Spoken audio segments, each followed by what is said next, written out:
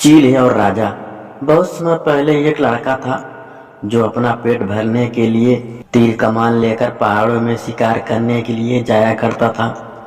एक दिन वह पूरी दोपहर शिकार की तलाश में पहाड़ों में भटकता रहा, पर उसे कोई भी जानवर दिखाई नहीं दिया। लड़का उदास हो गया और सोचने लगा कि आज शायद उसे खाना नहीं मिलेगा। तभी अचानक उसे आसमान की ओर से कुछ आवाजें सुनाई दी। उसने ऊपर देखा तो पाया कि एक बड़ी सी चील एक सांप को पंजों में दबाए तेजी से उड़ती चली जा रही है। चील ने पंजों में दबे सांप को पहाड़ी में बने अपने घोंसले में छोड़ा और तुरंत नए शिकार की तलाश में निकल गई। उत्सुकतावश लड़का चील के घोंसले की तरफ बढ़ने लगा। घोंसले के पास पहुंचकर उसने देखा कि वहां एक चील का बच्चा बैठा हुआ है और उसके सामने मरा हुआ सांप पड़ा है। चील का बच्चा लड़के को बड़ा प्यारा लगा और वह चुपचाप उसे देखने लगा। अभी लड़का चील के बच्चे को निहार ही रहा था कि तभी सांप के शरीर में हरकत हुई और उसने अपना फन ऊपर उठाया। सांप दरअसल में मरा नहीं था। इससे पहले कि सांप चील के बच्चे को काट पाता, लड़के ने फुर्ती से अपना तीर कमान निकाला और एक ही निशाने में सांप को ढेर कर दिया। लड़के ने सोचा कि चूंकि उसने चील के बच्चे की जान बचाई है, इसीलिए उस पर अब उसका पूरा अधिकार है।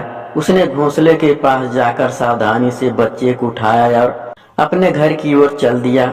अभी वह घर पहुंच ही नहीं पाया था कि तभी विशाल चील न जाने कहां से प्रकट हुई और उसके सिर के ऊपर आसमान में मंडराने लगी।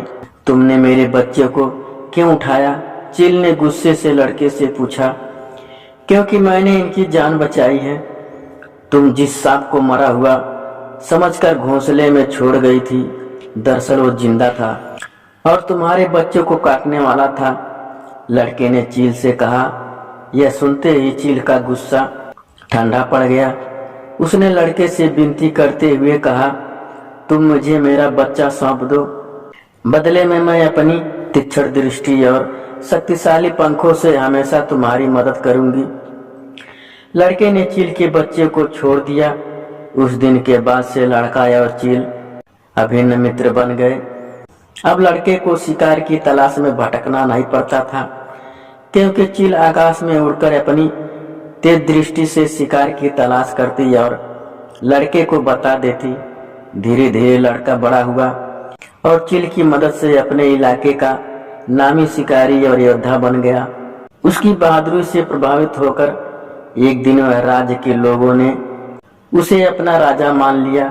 राजा बनने के बाद उसका नाम सकाइब रखा गया, जिसका अर्थ बालबानिया की भाषा में होता है। चील इकाइब आगे चलकर बहुत ही योग्य और शक्तिशाली राजा सिद्ध हुआ।